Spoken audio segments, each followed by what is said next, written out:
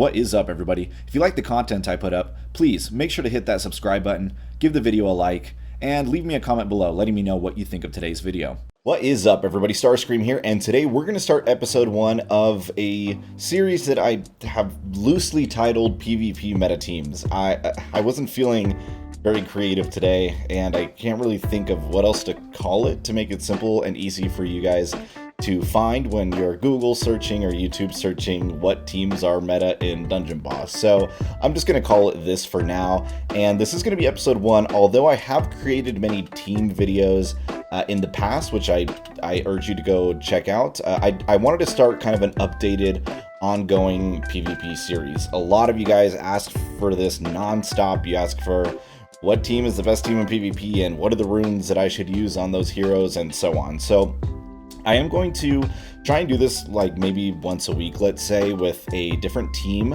Obviously, metas change, so this episode right now might not be valid in a month or two as, you know, new things develop. And I would definitely make sure that you're always like trying to stay up to date, and you know, if you're unsure if this team is still viable, just feel free to ask in the comments. And even if it's 2 months from now, I typically read most of my comments, and if you ask, hey, is this team still viable, and it is, I'll definitely let you know, and I will obviously let you know if it is not. Now, the first team I want to go over is one of my favorite teams to actually play in PvP, which is Dragons.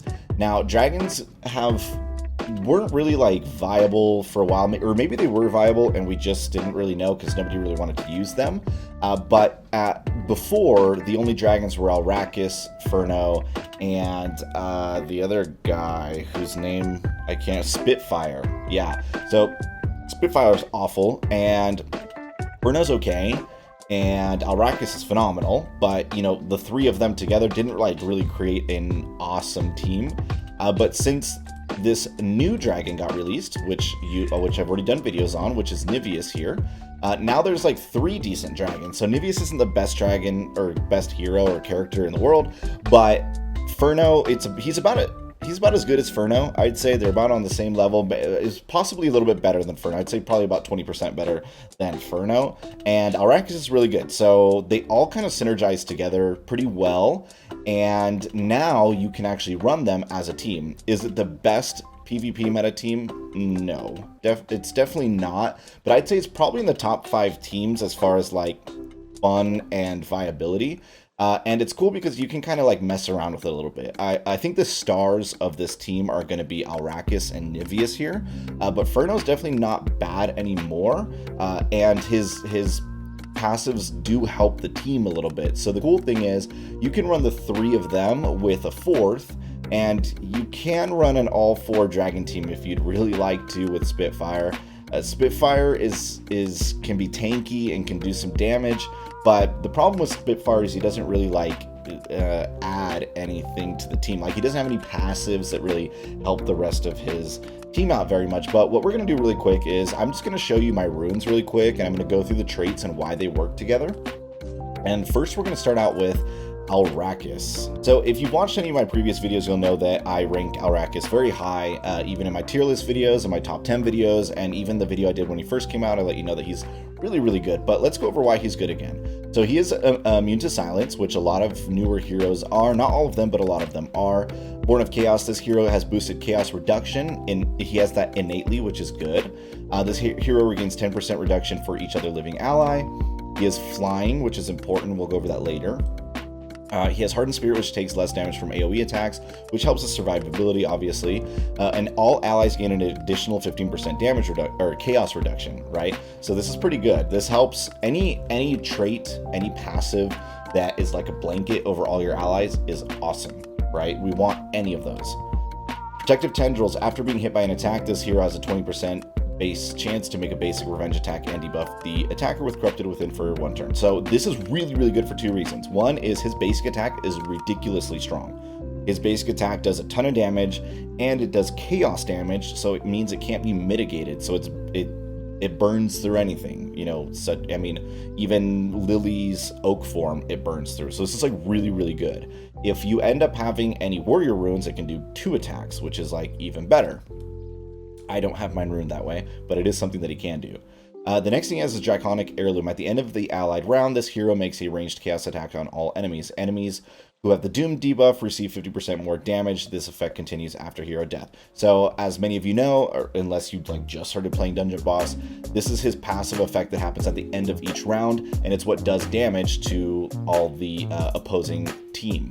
Now this does like a ton of damage, and from what I understand, the amount of damage that it does is based heavily on the amount of chaos runes or chaos damage that you have on him. I'm not exactly sure. So what I believe is that it does blanket damage to everybody, but then obviously these chaos runes do an additional 15% damage. So like they start stacking based on, you know, you doing damage to the whole enemy team, and then this stacking 15% damage is applied as extra additional damage. That's also why his basic attack will also hit multiple people instead of just one person. So when he hits with a basic attack, it seems to, for whatever reason, hit a blanket amount of enemies. So it hits like every enemy on the other team, which again gets affected by these chaos runes that you have. So you'll notice elites do 15% and superiors deal 10. So I'm not really sure why I have a superior on him. I probably just didn't notice. I will change that to an elite the first chance I get. But anyways, regardless, you'll notice here that I have 4 elite or tainted runes on him, and that's so that I can try and do as much passive damage at the end of each round as humanly possible. Alrakis is really good. His moves are really good, and he does a lot of damage, but probably what makes him so insanely over the top good is that damage that he does even when he's dead. So this Draconic Heirloom happens even when he's not alive. So he's going to do tons of damage at the end of the round if you have him runed correctly. Now, I don't have a blue tainted rune. I'm not sure if they exist or not. If they do exist, let me know in the comments, but I definitely can't find one in my inventory. I searched all 100 of my heroes and all my inventory, so either I just didn't get it when it was out, or there just doesn't exist. But if there does exist one, I would highly recommend just decking him out in all tainted runes. Whatever tainted runes you have, definitely deck him out that way. If you don't, like let's say you only have a few and you want to fill the other spots, I would recommend warrior runes so that he can do an extra basic attack with this chaos missile, because his basic attack is so strong. So if he's doing double of that, that's tons and tons and tons of damage, right? So next, let's move on to Ferno is right next to him. I normally go to the next like strongest hero on the team, but in this case I'm just gonna go to Ferno just because he's right here, right? So let's go over Ferno really quick. I'll go over his runes in a second here. His stats: Fireborn, burn immune, heals instead of taking damage from fire attacks, which is really good, and deals extra damage to burning enemies. Now you will notice that like a lot of their moves burn, especially like him, Niveous, Spitfire. So like this helps a lot because he's going to be dealing extra damage anytime anybody's burned, and they do get burned a lot, right? Allies damaging attacks on burning enemies have a chance to spread burn to another random enemy. So again, this is kind of what I was referring to earlier when I said these passive traits that are blanket over all of your allies are really good. It doesn't have to be damage reduction. It can be other stuff like this. So like this makes it so that all of your allies have the chance to spread burn around if the enemy is already burned. On death, deals AoE fire damage to all enemies, and all allies gain full energy. Again, another blanket move that helps all his allies. He is flying, right? And flying allies gain +1 energy at the end of each round. So this means all of his dragon allies are going to gain +1 energy. Again, another blanket buff, which is good. Very good. All non-flying heroes have significantly reduced attack until Ferno's first turn or the end of the first round. Ignores immunities to debuffs. So basically, in case you haven't used Ferno much, which is very possible and very likely because he came out a while ago and he hasn't been good for very long, this is going to make it so that all enemies who are not flying and teammates, keep that in mind, who are not flying are going to do much less damage. Now, if he dies before his turn, then it'll be at the end of the first round. Then it goes away. So it's kind of just like a damage reduction until it's his turn. So it's good to keep that in mind for when you're placing the order. You do want him to probably go last on your team if you're running this dragon team where everybody's flying, because you want them to take as little damage as humanly possible. And him going last means that they're either going to have that damage reduction or like until his turn, or it's just going to be till the end of the turn, which is almost the exact same thing since you're placing him last. It also ignores all immunities to debuff, so it doesn't matter if the opponent has foresights or anything like that, they're still going to have this aerial superiority debuff on them. And last but not least, this is one of his newer traits. He has dragon power, which means he's going to resurrect after he dies if at least one ally is alive. So if he's the last person alive, obviously this is not going to work. It's just you're just gonna lose the match. But as long as one of your allies is alive, he's going to resurrect. And not only is he going to resurrect, but he's also going to gain two times damage on all of his attacks, which is really strong. And if you have him runed correctly, then he can really like come back and do tons of damage. Now you'll notice my stat wise, I've got mostly attack here because he does have this ability to revive himself. So with him, I don't feel the need to like really make him super tanky, just because I know he's at least going to come back once. So if he can come back once and I can do some damage with him, that's ideal, right? That's like super cool, right? So next we're going to move over to Niveous, because these are the three main players in this team here. So my Niveous is 4 stars now. I haven't really had the opportunity to star him any more than that, but let's go over his traits. He is flying, obviously, just like all the other dragons. Draconic empowerment, immune to lightning and fire, so like a better version of Ferno's immunity. And whenever another dragon or summon attacks the enemy, this hero has a chance to follow up basic attack on that enemy. So one thing you'll notice about his basic attack is that it is a chaos missile, just like Arrakis is. I don't know that it is the same. I don't know that it does the exact same damage. They don't really give us those kind of details. I imagine it's either the same or extremely similar. But again, it does chaos damage, so it cannot be mitigated, which is really good. Again, this means that he is going to do a follow-up attack on all of his dragon allies, or summons, which means we'll get to that in a second here, but he's going to follow those up with a chaos attack. So it works really well on the dragon team. All dragon allies are immune to debuffs for the first round and take reduced damage from chaos, basic, and epic attacks. So this makes your whole team way tankier than they would have been.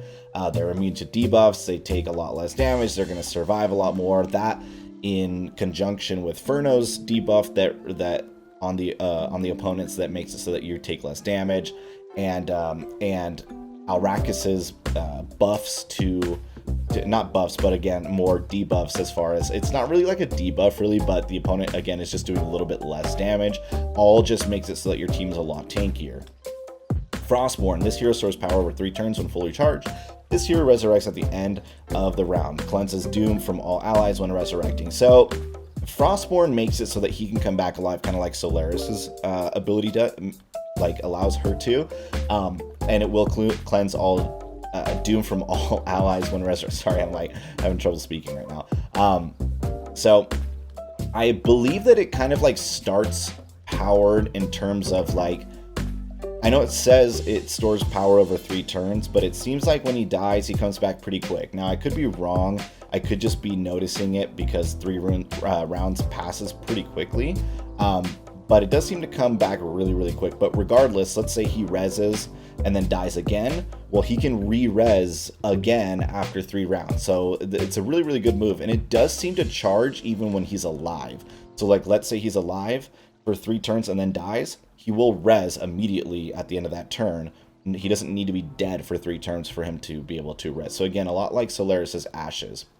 Draconic Hourglass at the end of each round, or at the beginning, sorry, of each round, reduces enemies' current health by 10%. This effect persists even when the hero dies. This effect is doubled when the enemies have the Doom debuff. So a little bit of a difference from Arrakis's. A, it does it at the beginning of turns. B, the 10% damage is that, it's just that, it's a percentage, right? So it's not 10% of their max health, it's 10% of their current. So if they have 1,000 health, it'll only go down by 100, and then the next time it's not going to go down by 100, it'll only go down by 90, and then so on and so forth, right? So it's not something that can kill them, but it's also not bad, and it's also something that's damaging them, and I do believe that it might be affected by chaos, but I'm not positive. It's not like super clear on that. And now the effect is doubled if they have the Doom debuff, which they a lot of times will, because of Alrakis and his basic attack, which can have the ability to apply the Doom debuff. As far as abilities go, we didn't really go over Alrakis' abilities too much, and we don't really need to go into Niveous that much either. His cold summons are what we were talking about earlier. Those can prompt follow-up attacks. Heart of Chaos is something that works with Serenity. It's one of the only dragon moves that works with Serenity. You can use Serenity with this team, but it really doesn't work like that well. It's not terrible, but it's not like it's not terribly effective either, right? The way that I have my Niveus ruined, I don't really know how to rune Niveus, if I'm being completely honest. I have him 4-star, and when I first was using him, he was dying a lot. So I tried to make him as balanced as possible. You notice here I have 9,000 and 9,000. So I just kind of like tried to get as right in the middle as humanly possible. I threw a foresight on him. I think foresights are very important if your hero is not silence immune. So Arrakis, you'll notice I didn't really put a foresight on him. Niveus, I do. And you could theoretically throw more than one on him if you want to. I do want to deal damage with my Niveus, so I don't want him fully tanky. So what I did was this. I put a defense rune on him. I put a dragon rune on him, which dragon is like okay, but it gives him the ability to apply doom on basic attacks, which again, doom does like help with some of the other abilities like we just went over. An evasion rune. Runes help a lot. So I always recommend having at least one evasion rune. No more than one evasion rune is really necessary, but at least having this one on heroes that are either dying too quickly or aren't silence immune, or that, you know, like that aren't very tanky, and they're just like, you're just noticing they're dying all the time. Throw an evasion rune on them, it'll definitely help, I promise. Now, I haven't used a guardian rune in a really long time, but it did definitely help when I threw a guardian rune on Niveus, just because like he was dying fast, and this makes it so that he can at least survive one round. Now, Niveus does do his damage even if he's dead, just like Alrakis, but it's just not the same. Alrakis' damage is way, way, way higher, so I do more so want to keep Niveus alive rather than have him dead. And you'll notice here I threw a Tainted Rune on him just because he's doing like follow-up attacks, and because he has some AoE attacks. So this Tainted Rune definitely does help, and it makes it so that like these Tainted Rune stats are super, super high. So it did raise his attack quite a bit and just made him a little bit more viable. Again, I only have mine 4-star, so who's to say that he won't be way better when I have him 6, right? I'm not exactly sure what his stats would be. Now, next, who is our 4th hero? Like I mentioned before, you can run Spitfire if you want to. I run Spitfire when I'm streaming, because I like running a 4-dragon team. For me, it's fun. I have a loss like once every 20 matches or so. It doesn't completely wipe out my enemies like it usually lasts like 3 or 4 rounds. So like for me, it's a little bit more fun because the games are not over in 2 seconds. It's not like so guaranteed. Sometimes I get really, really lucky because, you know, maybe my Spitfire stays alive. He is very tanky. He has a lot of survivability, but his survivability is all based around himself. He doesn't have blanket abilities that help the rest of his team. He doesn't really have that great of synergy whatsoever. He has tit for tat, which isn't a terrible move, but unfortunately everything right now seems to go through shields and immunities and stuff, so it doesn't help him all that much like it should. His moves are okay, they're not great, but he's like basically a worse Ferno. So unfortunately, like again, he doesn't bring a lot to the team except just being, like his name says here, tanky. So I run him just for fun. But if you have him and nobody else that works with the team startup, then I guess you could run him. He is okay and somewhat viable, but not necessarily my recommendation. Rayla's okay with the team, would not really run her myself. Serenity is an extremely good hero, so Serenity works with pretty much any team. That said, she does not really like do a lot to help the whole idea of the team. Follow-up attacks, flying, doing like damage over time, like she doesn't really help with that stuff, and almost no dragon move really benefits from her haste buff. Like I had mentioned earlier, Niveus's melee attack is one of the only ones that really is benefit from it, so like I wouldn't recommend it. Who I would recommend very, very much so is dhaegon.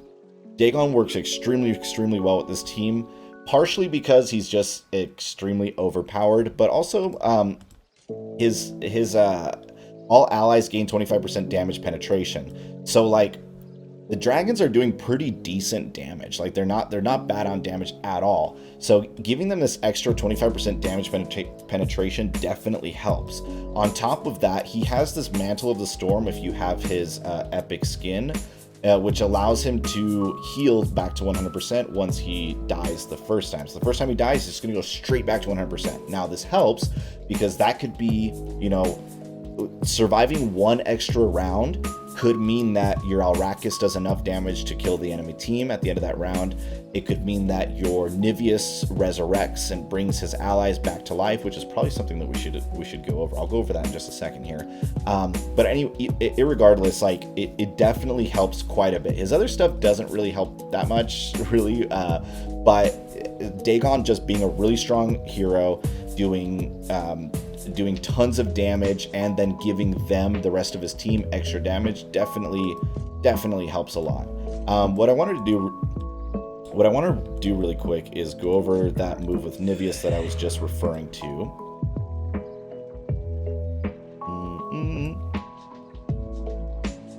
Oh, cool. So Cold Summons does that AoE attack, and I totally forgot to go over this when I was going over it earlier, but it also revives any dragon allies. Oh my god. So let me try this again. It revives any allied dragons, so all of the dragons in your team that are dead are going to come back, and then it replaces dead allies with ice golems. So whoever that fourth is, if it's not a dragon, they will be replaced with an ice golem, which I believe will have all of their runes. So the ice golems are actually pretty decent. They do this big exploding AoE attack, or you can try and keep them alive for a little bit. They're not like amazing, but they're also not terrible. So it's like a great move. And again, like we were just talking about with dhaegon, if you can keep them alive an extra turn and then use a cold summons, well, then you might be able to bring back your entire team. So again, it all kind of works really well together. Lastly, before we get into some gameplay, the other hero that I would recommend with this team is going to be Grandor. Grandor doesn't bring anything particularly like crazy to the team, but he just helps with your team to stay alive. Again, the name of the game with these dragons is damage over time. You have Niveous that does damage over time, and you have Alrakis that does damage over time. Niveous has the ability to revive over a few periods, which can then bring back your other dragons, and then it's just like a continuous cycle of just doing tons of damage and just not being able to die, right? Grandor just helps with that. So Grandor gives all your allies shell protection so they can't be burned, frozen, chilled, paralyzed, or shocked, which definitely helps. At the beginning of the dungeon, whoever has the highest attack, or sorry, the lowest defense, can't be targeted by enemies, so that'll protect one of them at least. When he dies, he heals your team. He reflects 50% of the damage taken. Again, he's just really, really tanky. I have mine ruined, mostly for defense. I do have a tanker on him to try and soak some damage. I have health on him, quite a bit of health, and foresight. So you'll notice if you look at his stats, I've got 28,000 defense and 34,000 health, which is a pretty good median. So what I mean by that is, instead of stacking, because I could easily probably get him to, you know, close to 45 or 50,000 defense, but I find it's much better to have a really high health with a really high defense. That way, this health pool here makes it so you can soak more damage. That's for a different video. We're going to go into that some other time, but it definitely helps. You could also rune them all for defense. That's totally up to you as well. I'm not sure that I went over my dhaegon runes, so I'll just go over them really quick. They're not super important because whoever your fourth is totally up to you, right? But just because I know people will ask, my dhaegon has enabler runes on him to help him do his epic attack, a tainted rune just to make him do more damage. He has 3 enablers to make sure he has 100%, 105% epic attack chance, and then a shield piercing rune, which could be switched with other stuff, but because I'm doing a basic attack and it's the epic attack and it's hitting everybody, I find the shield piercing runes to be pretty effective on him. You could also put an evasion rune on him. You could put foresight runes on him. There's a lot of different ways you can rune him, but because I want him to be doing his basic attack, I don't put any foresight runes on him. I don't care if he's silenced. I'm going to be using his basic attack anyways. And then the shield piercing rune helps me a lot more than I feel than the evasion rune, just because I feel like he's not really dying often on the first turn anyways, right? But this is not his video, this is a dragon video, so I'm not going to spend a lot of time on that. So now that we've gone over all of that, let's get into some gameplay. So typically during these harder teams, this is obviously a very, very good setup here, almost 6,200 rune power. I don't really look at runes ever, actually. Now that I think about it, I don't really think I ever look at runes. Against some of these teams, I definitely wouldn't run all dragons versus that unless I'm streaming, and I don't really care if I lose. We're just doing it for the lulz. If I'm really trying to win and I really want to use the dragon team for whatever reason, I will just run these 3 dragons plus a dhaegon. You'll notice again that I do run my Ferno last, just so that I can try and keep that debuff that goes in the other team for as long as humanly possible. This is a very solid defense, so who knows if we'll actually make it through this alive or not, but I have a good feeling about it, so let's try it out.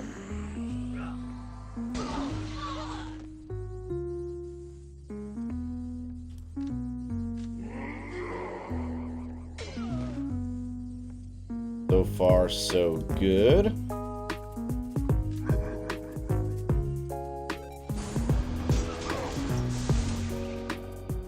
That Jin is doing a lot of damage there. My basic attack can't miss, so for whatever reason, Alrakis' basic attack never misses. And I guess that's just because the whole can't be mitigated thing, I guess, applies to evasion as well. Alright, so we've got a pretty dodgy team here. Yeah, not too bad.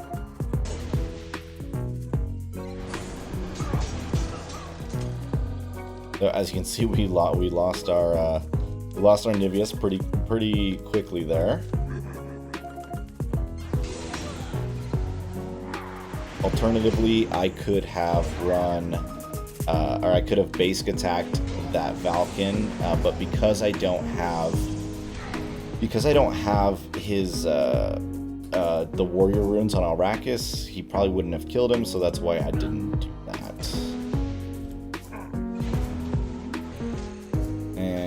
We've got some dodginess going on here. We tried dodging as much as possible, but it's okay. Ferno came back to life. Again, that's why I don't run very much defense on him. Not that running him more tanky wouldn't help, because it certainly would, but that's just not the way I got him going. Let's see here. I'm gonna basic attack. And we're going to basic attack and hope that that kills her. Perfect. So as you can see, her oak form actually didn't proc because it was chaos damage that killed her from Niveous. So, today you learned. And one more quick little round, and I think I'm just going to call it a day on this one. Well, no, we never tried the all-dragon team. Definitely should.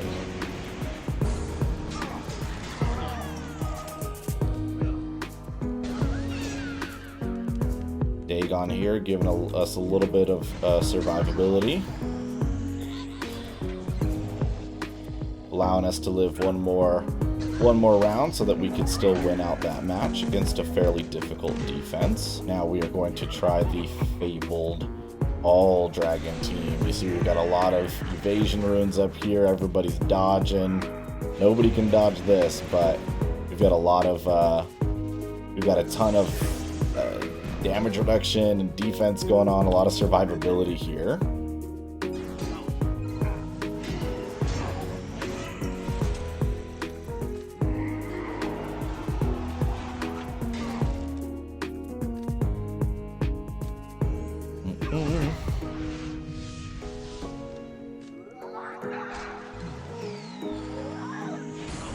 Ferno, or Spitfire going ahead and not doing much damage there, which is totally fine. And that's that. That is not a terribly difficult defense. At about 5,800 rune power, but not super strong. Definitely a much harder team here. We got a pretty meta defense. Very high rune power. We were able to survive this first salvo here. See if we can survive another. Alright. Ferno took one for the team on that. Definitely. So we've got a couple options. I could do Draconic Anger, which will give the Doom debuff. But I think we're probably better off trying to see if we can kill this Jin here. We were able to kill him, so that'll at least help a little bit. Let's see here. Ferno, or Spitfire, what do you got going on here? Armor piercing, chance to add demon fire. Chance to knock enemies off balance, which would help. Alright, let's try it. Alright, see, we survived one more round. That allowed us to basically win this match against an extremely meta team. So, Spitfire's tanking has definitely helped quite a bit there, actually. Spitfire heard me talking smack, and he's like, dude, I'm about to show you who's boss, bro. You're gonna smack talk me? You're the one who just sucks with me. That's what he's saying. I personally find it very rude for him to be speaking like that, but for not to say, right?